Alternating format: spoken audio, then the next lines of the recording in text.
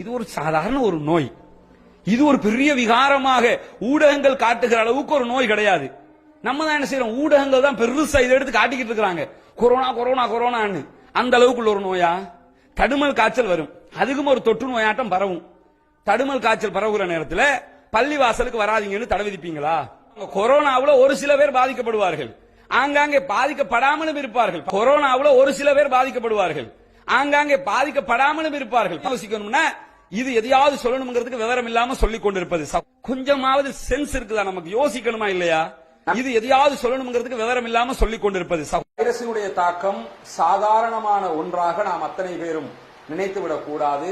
நம்மிலே பெரும்பாலானவர்கள் இதனுடைய விபரீதம் தெரியாமல் நடந்து கொண்டிருக்கக்கூடிய காட்சிகளை நாம் அன்றாடம் காண முடிகிறது. இந்த வைரஸினால் உலகம் முழுவதும் 6 லட்சத்துக்கு மேற்பட்டவர்கள், கிட்டத்தட்ட 7 லட்சம் பேர் இதனால் இதுவரை பாதிக்கப்பட்டிருக்கிறார்கள். 30,000த்துக்கு மேற்பட்டவர்கள் மரணித்திருக்கிறார்கள்.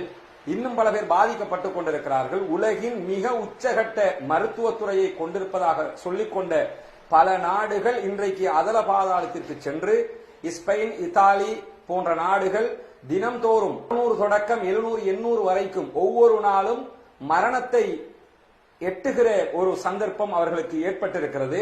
அசாதாரண ஒரு சூழ்நிலைகள் அவர்கள் மாட்டிக்கொண்டிருக்கிறார். இது ஒரு சாதாரண ஒரு நோய். இது ஒரு பெரிய விகாரமாக ஊடகங்கள் காட்டுகிற அளவுக்கு ஒரு நோய் கிடையாது. நம்ம தான் என்ன செய்யறோம், ஊடகங்கள் தான் பெருசா இதை எடுத்து காட்டிக்கிட்டு இருக்காங்க. கொரோனா கொரோனா கொரோனான்னு. அந்த அளவுக்குள்ள ஒரு நோயா? தடுமல் காய்ச்சல் வரும், அதுக்கும் ஒரு தொற்று நோயாட்டம் பரவும். கொஞ்சமாவது சென்ஸ் இருக்குதா நமக்கு? யோசிக்கணுமா இல்லையா?